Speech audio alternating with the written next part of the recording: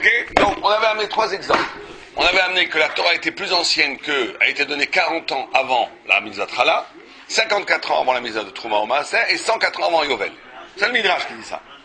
Et le Maharal de Prague s'interroge pourquoi est-ce que la Gemara et le Midrash prennent ces 3 exemples. Il dit ces 3 exemples renvoient à 3 niveaux de lettres. Premier niveau le plus bas, c'est le niveau de la chala. Puisque la chala, c'est quelque chose. Qu'est-ce quoi la chala? Vous savez, la chala, c'est quand on fait un pain, on mélange l'eau et la farine. C'est le mélange. Et après, on prélève une partie de ce mélange, qui s'appelle la chala, qu'on donne au Kohen. Et le Maharal interprète ça de façon extraordinaire. Il dit, c'est le niveau du Olam Hazé, de ce monde-là le plus bas, qui est mélange. Vous savez quoi qui est mélange? C'est-à-dire qu'il n'y a pas une chose qui n'est pas dépendante d'une autre chose. Ça veut dire que quelque part, un homme ne vit jamais véritablement sa vie, tant qu'il n'est pas spirituel, parce qu'il croit qu'il fait quelque chose pour lui. En vérité, il est instrumentalisé par la société, qu'il utilise pour produire des choses dont la société a besoin. Quelqu'un y croit qu'il va être capitaine d'industrie, qui va créer des voitures, que c'est sa vocation. En vérité, il est instrumentalisé par la société pour créer des voitures. C'est un robot de la société, c'est un esclave de la société. Pourquoi? Parce que chaque chose qui est liée fait que tu es dépendant de l'autre chose et que tu fais les choses à cause des autres choses. La chala, c'est quoi la chala? La chala, c'est la capacité de prendre une partie de ce mélange et de le rendre nifdal, c'est-à-dire séparé, kadosh. C'est-à-dire que la mitzvah, en entendant d'après ça, la mitzvah, c'est ce qui est capable de t'arracher du mélange, de t'arracher du fait commun, de t'arracher du fait que ce que tu fais n'a aucun rapport avec toi. La mitzvah, l'exercice des mitzvot et de la Torah, sont la capacité de te rendre singulier. C'est un rapport vertical avec Dieu. C'est pas tu fais les choses parce que, en vérité, tout le monde comprend que la nature, elle a créé le désir. Enfin, elle a créé le désir pour faire des enfants. Le gars, il croit qu'il s'éclate. En vérité, la nature l'instrumentalise pour qu'il y ait une procréation, sinon il n'y aurait pas d'enfants. Vous comprenez l'idée? C'est que l'idée, on peut à un moment donné croire qu'on fait les choses pour nous, mais en vérité, on est un soldat sans s'en rendre compte. Ça, c'est le monde d'ici-bas. Ce qui va permettre à l'homme de devenir un, de devenir unique, de devenir singulier, de devenir lui-même, c'est la mitzvah. Ça, c'est la première interprétation. Deuxième chose qu'il dit, deuxième niveau, c'est Maaser et Troumot. Tout là, c'est encore plus extraordinaire. C'est des choses isolées, sans reconnaître. On était hier à la Madrega Shlishit. À Madrega, le troisième niveau, Ma'ala Nivdelet Bil Chigashmi. C'est le niveau spirituel qui n'est pas matériel, qui n'est pas sous le temps klal, là qu'on avait vu. La Torah est avant la chala, donc la chala, c'est cette dimension, comment échapper au mélange. Deuxième, Trouma au Maaser. Troisième, Yovel. Yovel, vous savez que il y avait, d'après la Torah, chaque fois que vous avez le chiffre 7, c'est le chiffre de la nature. 7 fois 7, c'est le chiffre de la nature au maximum. 50, c'est toujours le chiffre de la spiritualité absolue. C'est comme si 7 c'était la nature, 49, 7 fois 7, c'est la nature développée à son maximum, 50 c'est toujours au-delà de la nature. C'est pour ça que vous avez combien de Sharebina, combien il y a de portes d'intelligence dans la Torah? 49, la 50e c'est pratiquement Dieu lui-même. Combien il y a eu de jours entre matin de Torah, entre la sortie d'Égypte et le don de la Torah? 50. On compte 49, le lendemain c'est Shavuot. 50 il y a. 50, toujours 50. Combien le Yovel?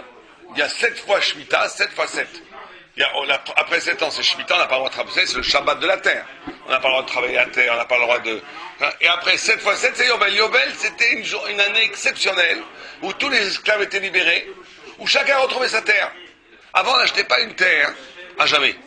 La terre revenait à ses propriétaires originelles. On achetait une terre pour maximum 49 ans. Mais si on achetait la terre 3 ans avant Yovel, on n'achetait que pour 3 ans en réalité. Et bien ça revenait, que chaque chose revenait. Yovel c'est le retour, chaque chose revenait à sa place. Chaque chose revenait à sa place. Donc le prix de l'immobilier, c'était pas du tout comme aujourd'hui. Parce que tu achetais quelque chose pour 3 ans, donc ça valait comme un 3 ans quoi. Ou 2 ans. Tu as acheté le lendemain de Yovel, tu acheté quelque chose pour 49 ans. Donc ça valait plus cher. Donc le prix de l'immobilier était fluctuant par rapport à l'échéance du Yovel. Comme ça c'était à l'époque. Mais en tous les cas, le Yovel, c'était une année exceptionnelle, c'était une année de fête incroyable, où tous les esclaves étaient libérés, où toutes les choses revenaient à leur place, et surtout c'était un dépassement du temps, ça n'obéissait plus au temps. Puisque 7 fois 7, 49, 50e année, on était en delà du temps. C'est ce qu'il te dit, oui. Oui, bien sûr, bien sûr. La terre revenait toujours au propriétaire originel. Originel. Ça veut dire qu'il y avait toujours les mêmes riches et les mêmes pauvres. Non, parce que tout le monde avait la terre. La terre a été donnée à tout un Israël. C'est parce qu'on voulait que Shimon... Tout le monde avait un lopin de terre. Donc c'était pas le problème il y a 20 ans. C'était depuis la sortie d'Égypte. Et ben donc ça faisait qu'au contraire, la population s'appauvrissait au niveau de la propriété. C'était le partage de la terre. Chaque famille avait un lopin de terre, de façon égale. Elle le divisait par rapport au nombre. Effectivement, les familles nombreuses avaient chacun avait moins de terre que l'autre. Que quelqu'un qui serait une famille plus petite. Mais c'est une marque dans la Gemara, si la division avait été faite par famille ou bien par tête, à l'origine. Bon. D'accord? J'ai un autre avec là. Ok, Negeza. Celui qui fête ses 50 ans, entrer dans sa 50e année, Ça peut être pas mal. J'ai jamais vu qu'il y a un texte qui dit ça, mais c'est sûr qu'il y a quelque chose dedans. Ouais. 50 ans d'univiste. Mais ce qui est important pour nous dans ces trois niveaux, c'est alors, vous comprenez, ces trois niveaux, c'est pas juste en soi, il faut le vivre personnellement. On te dit, première la chala. La chala, tout est mélangé, tu te sépares. Donc, le premier niveau pour nous, ce qui est important, c'est d'apprendre à se séparer. Faire quoi, apprendre à se séparer? Apprendre à faire quelque chose qui n'est que toi. Qui n'est pas le résultat d'une chaîne. Tu travailles parce qu'il faut manger, il faut manger, tu es toujours autre part, tu es toujours jamais dans ce que tu es vraiment toi-même.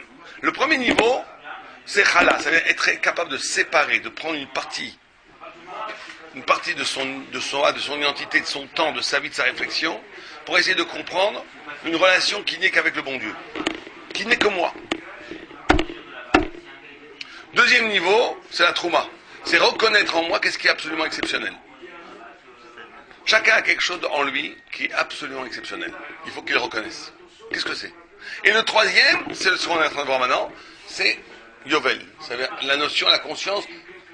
Comment est-ce que je fais quelque chose qui n'est pas lié au temps?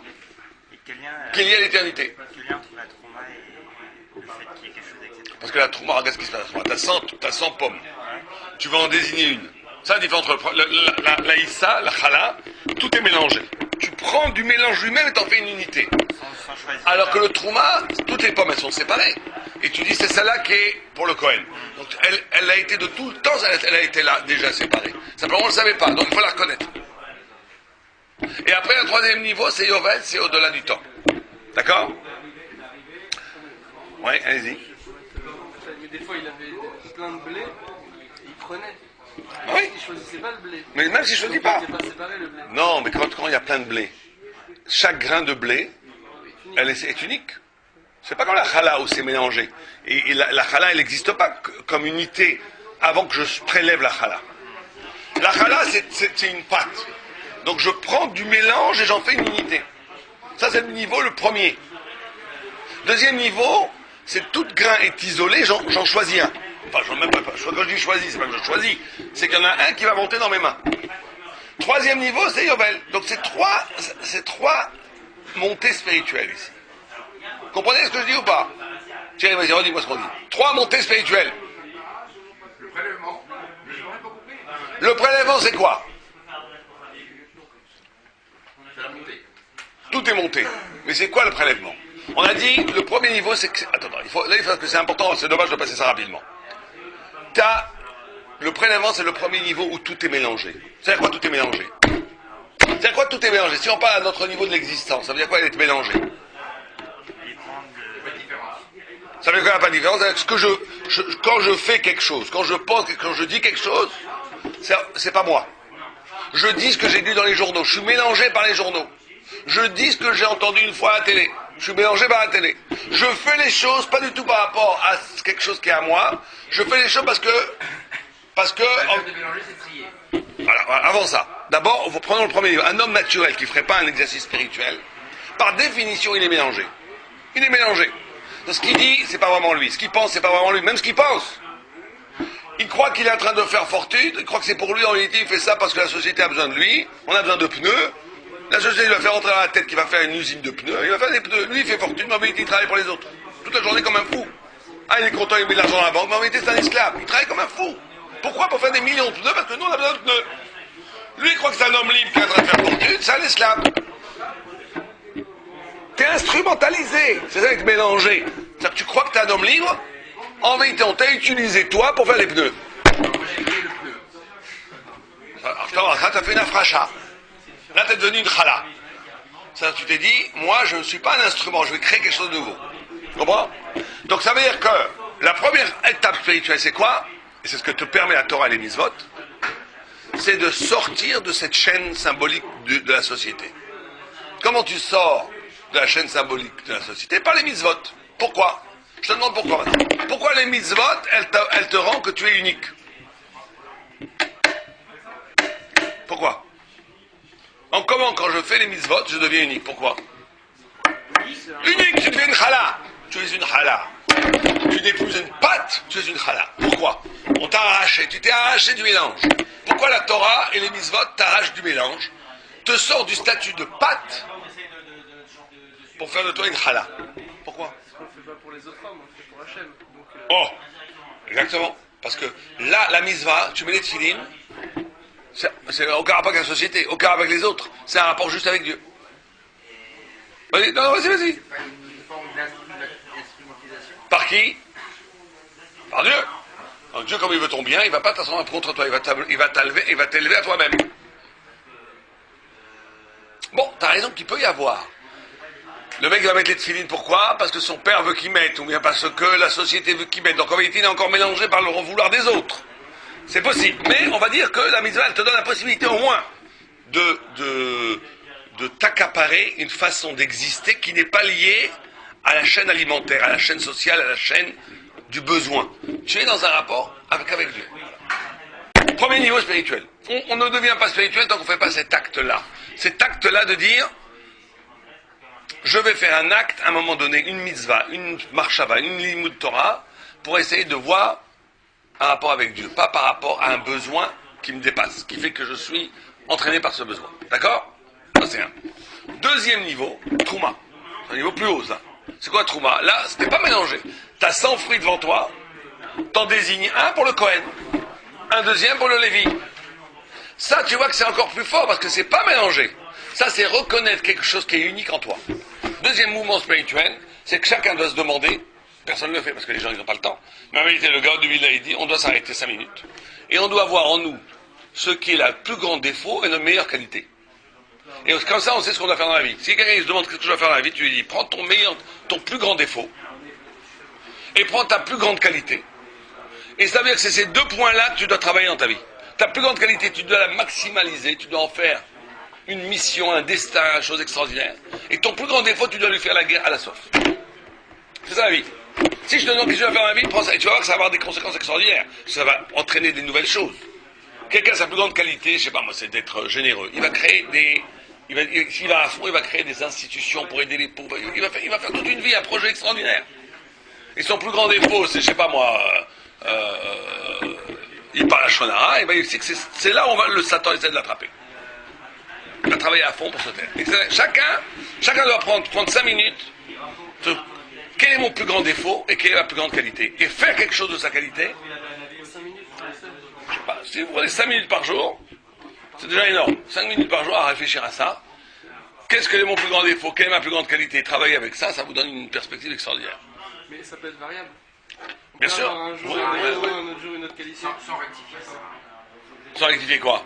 Sans corriger. Dire voilà, mon plus grand défaut, c'est manger des bonbons, mais sans manger moins, ça sert à rien. Mais bien sûr, on a dit, il faut maintenant, à partir du constat, tout le travail va être le combat contre le défaut. Et à partir du constat de la qualité, de dire qu'est-ce que je fais avec cette qualité? Comment je traduis cette qualité en projet existentiel? En projet. Pas juste en constatation. D'accord? Deuxième niveau. Troisième niveau, c'est le plus haut, Amadriga Ashlishit, Ma'ala Nivdelev Bilti Gashmit, un niveau spirituel séparé qui n'est pas matériel. She'enot Aratas Vanklal, qui n'est pas sous le temps, ou Kenegedze Yovel, Sheushalat Hamishim, She'en Bo Sfira. Il dit le Yovel, la 50e année, n'était pas dans le compte. Vous savez que c'est intéressant. Dans Sfirat HaOmer, combien de jours on compte? 40 ans, on ne compte pas 50e. Le 50e, qui est le but, on ne le compte pas. On devrait dire le dernier jour, on est content, on arrive au... Non, parce que ce qui est le but, il échappe au mécanisme du but. Ça, c'est très important à comprendre. C'est-à-dire que quand on arrive à quelque chose, véritablement, cette chose-là, elle est un dépassement de ce qui m'a amené à arriver à cette chose. Ça amène à un niveau plus haut. Le compte arrive, le compte justement lui-même, est pour arriver à un niveau qui dépasse le compte. Le temps doit être utilisé pour arriver à un niveau de conscience et d'existence qui dépasse le temps. Qui même tête yesh ba'em sfira chez Wazman. Il dit 49, c'est le temps. Aval shnat hachamishim en bo sfira. Mais la 50e année, elle n'a pas de compte klal. Kmo she'en sfira beyom hachashim shel Atzeret, comme on vient de dire. Comme on ne compte pas le 50e jour de Atzeret, ça veut dire de Shavuot. Qui olam hanivdal ha'elyon eno tachat hazman klal. Parce que justement, le compte nous permet de grimper les échelons pour arriver à un niveau de conscience et à un monde qui n'est plus sous le temps. Qui n'obéit plus aux lois du temps. C'est que le temps, c'est une création. On a du mal à comprendre ça, nous. Mais le Gaon de Vilna dit Bereshit, le premier mot de la Torah, c'est quoi que Dieu a créé en premier? C'est le temps.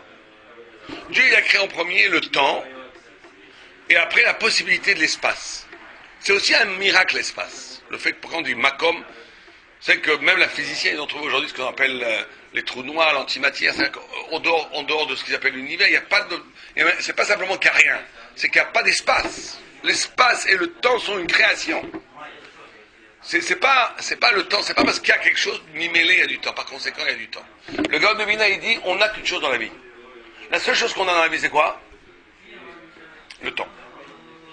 Celui-là, le papillon, il a une journée.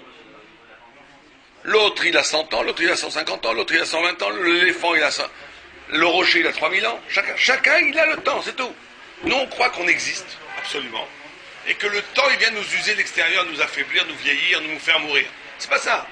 Un homme, depuis la naissance, il a été créé pour celui-là pour 70 ans, celui-là pour 100 ans, celui-là pour 30 ans, celui-là pour 20 ans. Chacun n'a que le temps qu'il a devant lui. Le problème, c'est qu'est-ce que tu vas faire avec ce temps? Mais tu n'as que ce temps. Nous, on croit à la conscience naturelle. C'est quoi comme moi, j'existe absolument. En vérité, je suis éternel. Et un embêtant qui est quoi? Le temps qui est venu me casser la tête, est venu me faire rider, me tuer. C'est pas comme ça. On a été créé pour un temps. Maintenant, tout le problème, c'est de savoir qu'est-ce que tu fais avec ce temps. Qu'est-ce que tu fais avec ce temps? C'est tout. Mais tu n'as que du temps, en vérité. Tu n'as que du temps. Le temps est premier. Le temps est premier. Tu n'as que ça. Et donc, mais il y a tout le travail justement, un des travaux, un des exercices qu'on doit faire, qui est fondamental, c'est comment utiliser ce temps pour arriver à une conscience qui n'obéit plus aux lois du temps. Parce que le temps est relatif. Le temps est créé. Mais il y a un espace, un niveau dans le monde spirituel qui n'est plus du tout lié au temps. Qui est au-delà du temps. D'accord? Bon, alors c'est quoi? Alors il dit comme ça.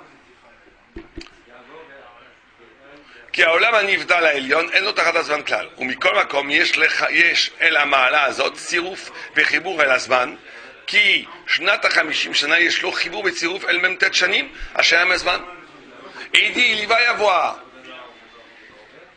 c'est des choses profondes qu'il dit, la conscience spirituelle, ça va être d'essayer de penser ce lien, parce que le 50e jour, il vient après 49 jours. Donc l'après-temps, ce qui dépasse le temps, il vient à partir d'un travail du temps. Donc il va y avoir un lien entre l'intemporel et le temps. Une sorte de limite comme ça, une sorte de limite. Ce n'est que, c'est ce qu'on nous dit ici. Regardez par exemple. Vous savez que Mitzrayim, c'est quoi Mitzrayim? Si vous prenez Metzariam, c'est quoi Metzariam? La prison de la mer. De la mer. Pourquoi la prison de la mer? Mer en hébreu, comment ça se dit? Yam. Yam, c'est combien numériquement? 50. Yud Mem. Yam, c'est Yud Mem, 50. On a dit 50, c'est l'infini. C'est au-delà du temps, c'est au-delà du 47 fois 7, 49. Donc l'Égypte, c'est quoi? C'est celui qui est capable de mettre en prison l'infini. Ça veut dire quoi mettre en prison l'infini? Metzariam, la prison de la mer. Ça veut dire quoi mettre l'infini en prison? Ça veut dire que la spiritualité elle-même, n'est que le résultat de la matière, de la société. Les Égyptiens, ils ont créé un système, on était prisonniers de ça, nous, avant d'être Israël, où même la spiritualité elle-même était conditionnée par la matière, par la prison, par la société, par le monde. Et sortir d'Égypte, c'est sortir de ce système. Or, le Arizal dit Mitzraïm a pour gamatria, a pour chef, pour valeur numérique, Mispa. En fait, Mitzraïm, Mitzpa, c'est le nombre. Pourquoi? Parce qu'en Mitzraïm, tout est codé, tout est un nombre, tout est chiffré. Et la Gemara dit En bracha shora, bedavar shebemina beminyan. Il n'y a pas de bénédiction sur quelque chose qui est compté. C'est que d'après la Kabbalah, c'est pas bien de compter tout l'argent qu'on a et tout. C'est bien de ne pas trop savoir ce qu'il y a dans les ce qu'il y a, parce que ça amène la bracha.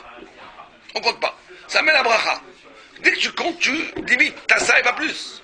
Tu comptes pas, tu laisses une sorte de flou artistique dans tes comptes. Pas de comptable. Qui c'est qui fait comptabilité ici? Il faut pas. Non, je rigole. Donc, si tu comptes, il manque. Voilà, tu comptes pas. Plus ou moins, tu comptes pas, ça va aller. Donc la bracha, elle vient dans... Oh, la première chose qu'on fait en sortant d'Égypte, chérie, la première chose qu'on fait en sortant d'Égypte, c'est quoi? Quelle est la première chose qu'on fait en sortant d'Égypte? Non. Qu'est-ce qu'on fait, nous? Le lendemain de Pessah, qu'est-ce qu'on fait?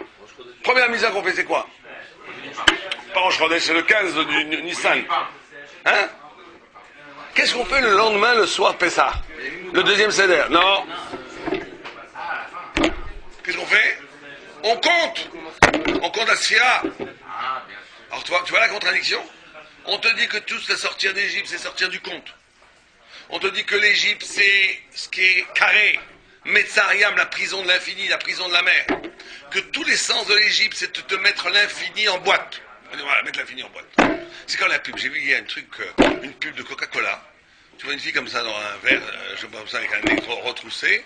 Être vraiment soi-même.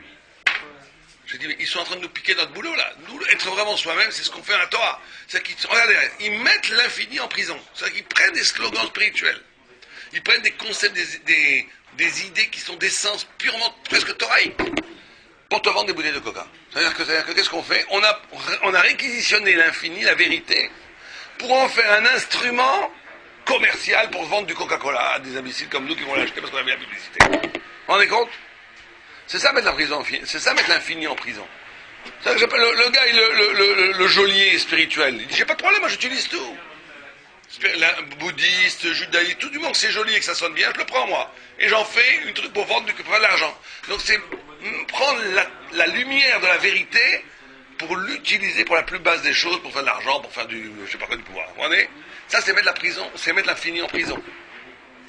Et l'Égypte, c'est ce qu'il fait, il met tout en boîte. L'Égypte met tout en boîte, tout est carré, tout est utilisé, tout est au service de l'État, du roi, du pharaon, de la société, il n'y a rien qui est libre. Nous, on s'arrache de cet esclavage. Et donc, on s'arrache du compte, de Mispa. Et la première chose qu'on fait, c'est qu'on compte. C'est quoi cette histoire? On aurait dû arrêter, on aurait dû abolir le chiffre. On compte rien, la première chose, c'est on compte. Parce que c'est ce qu'il te dit ici. Parce que tu ne peux arriver à la liberté que si tu es mitmoded, que si tu te mesures à ce qui t'a rendu esclave et que tu le transformes en liberté lui-même. Un homme, pensez à ceux qui font tchouva et qui commencent à mettre des papillons du kala, qui ne veulent plus voir leurs parents, c'est pas bon du tout, c'est pas la Torah ça. La Torah, c'est dire je vais voir tes parents même s'ils sont chiloni gamour, et avec ça je vais essayer de transformer ça en relation de Torah. Mais de fuir le réel, de fuir le monde, de fuir les rapports avec les gens pour être spirituel, c'est en vérité une infirmité spirituelle. C'est une infirmité spirituelle. La Torah, elle veut pas ça. Dieu, il veut pas ça. Dieu, il veut même si tes parents, c'est des chilonik mourim, tu vas les voir et t'essayes, au cœur même de la relation qui t'a pourtant fait peut-être du mal, qui t'a peut-être rendu chilonik, qui t'a peut-être tout ce que tu veux, et que toi, tu t'es arraché de ça. D'abord, t'es un bête Torah magnifique, mais t'as pas le droit, parce que maintenant, t'es un bête Torah de couper, parce que tu vas dire quoi? Alors, ça veut dire que t'es pas capable de transformer ce qui t'a rendu esclave avant en lumière. Or, c'est ça toute la Torah. Toute la Torah, c'est d'être capable de transformer ce qui t'a rendu esclave en liberté lui-même. Donc nous, on va prendre, ça le pshat, quand on dit qu'on a pris tout l'argent d'Égypte. Dieu a dit, prenez tout en Égypte. Prenez l'or, prenez les robes, prenez tout. C'est qu'on a pris l'Égypte avec nous pour le sanctifier, pour en faire la Torah. Pour le transformer en Torah. On n'est pas juste sorti d'Égypte nu, sans rien. On a pris toute l'Égypte avec nous. On dit que la rivière est restée vide, il n'y avait plus rien. On a tout pris. Parce qu'on voulait l'argent, ça. Bien sûr que. Attends, on va pas te raconter des psoukim entiers pour des questions d'or et d'argent. C'est pas ça qui est intéressant. Ce qui est intéressant, c'est qu'on te dit que tu dois, justement, l'Égypte qui nous a rendus esclaves, se libérer d'esclaves, c'est pas simplement sortir de la machine de l'Égypte, c'est de prendre l'Égypte elle-même et la rendre Torah, la rendre liberté, la rendre lumière. De prendre, de prendre le noir, et d'en faire la lumière. Rappelez-moi, l'origine du chiffre 50. On est parti de 50 pour arriver à 1 ou de 1 on est monté à 50?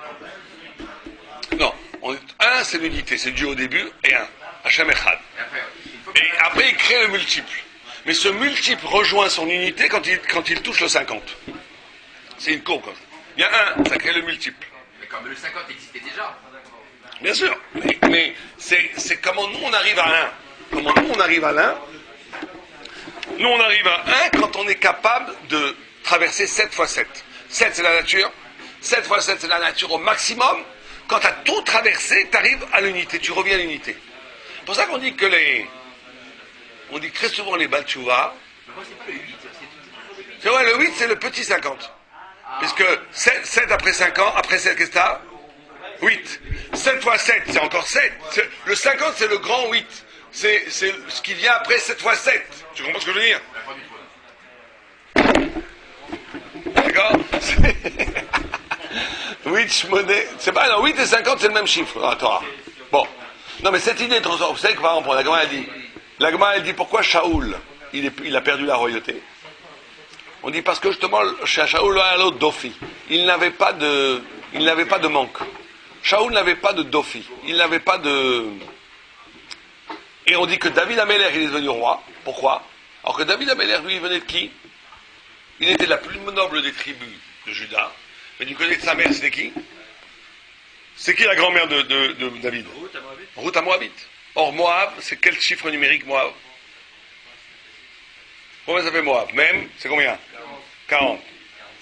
Vav, Aleph, Vav, Bet. Ça fait combien? 49. Et le Gaon dit que Moab, c'est 49 charrets Touma. Toute la Touma du monde, elle était à Moab. Toute la moto était à Moab. C'est-à-dire que Berlin, Paris et New York en même temps, c'était rigolo par rapport à ce qui se passait à Moab. C'était l'horreur.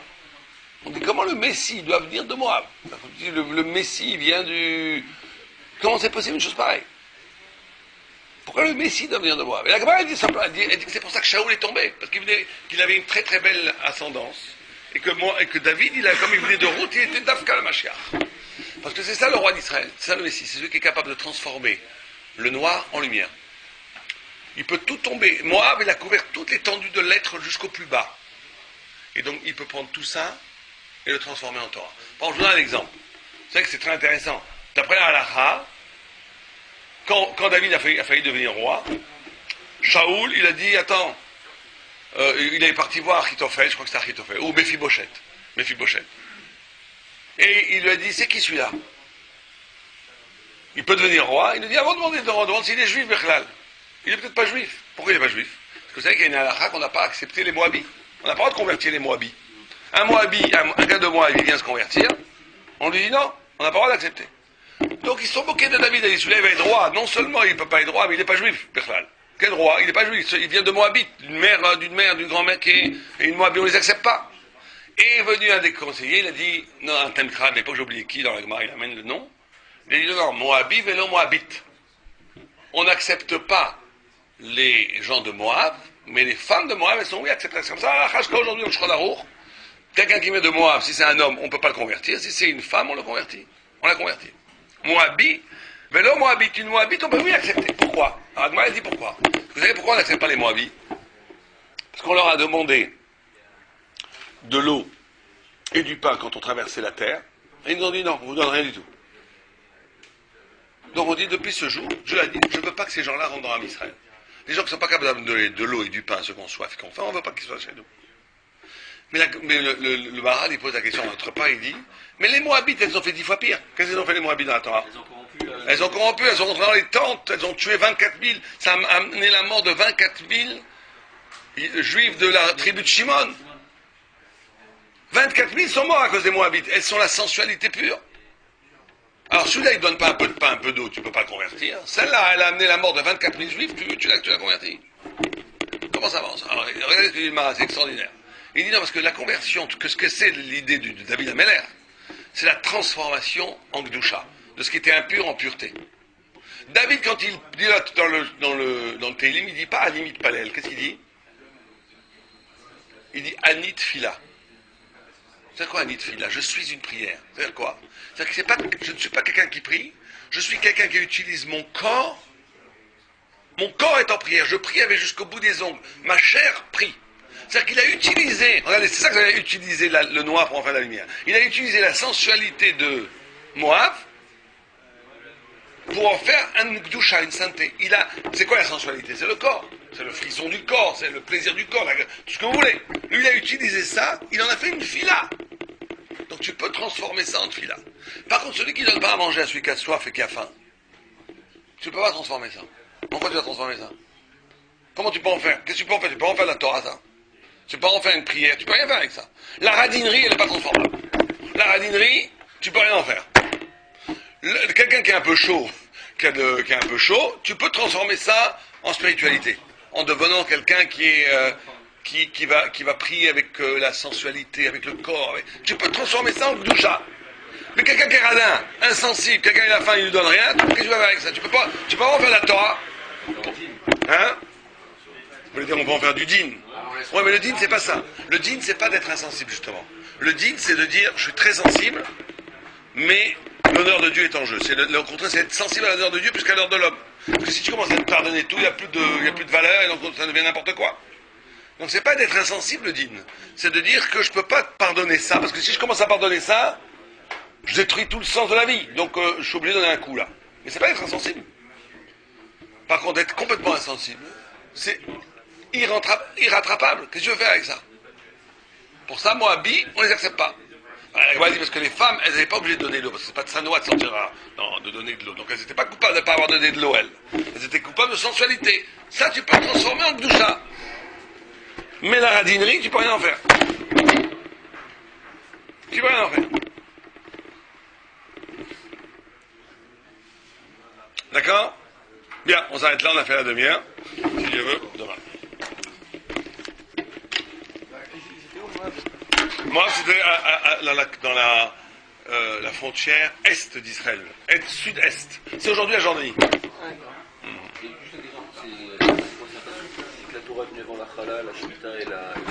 Non, ça, bien sûr que c'est les psukim, mais c'est Rabbi aussi qui veut prouver la supériorité de la Torah par rapport au mitzvot en disant voilà. D'après les psukim, on sait que la Torah a été donnée, que la mitzvah a été donnée quand on est rentré en Israël. La Torah a été donnée 40 ans en Israël. On sait que la Massa et les Trouma, ils ont été commencés que 14 ans après qu'on soit rentré en Israël, parce qu'il fallait conquérir, pendant 7 ans on a conquéri la terre d'Israël, et pendant 7 ans on l'a partagé. Et on sait que le Yovel a eu lieu que 50 ans après les premières Maasrot, ça veut dire 104 ans après le tour de la Torah. 104. Ah oui, 104. Hein? C'est Gemara qui amène les psukim où il montre, qui prouve l'antériorité de la Torah par rapport aux mitzvot. Mais là, le Maral s'interroge, c'est pourquoi est-ce qu'on a amené ces 3 exemples? Il y a plein d'autres exemples. Alors, il te dit, chaque exemple vient montrer une dimension de Torah. Les Moabites, c'était une peuplade qui habitait au sud-est d'Israël. Pour entrer en Israël, ils n'ont pas laissé passer, ils n'ont pas pu le dire.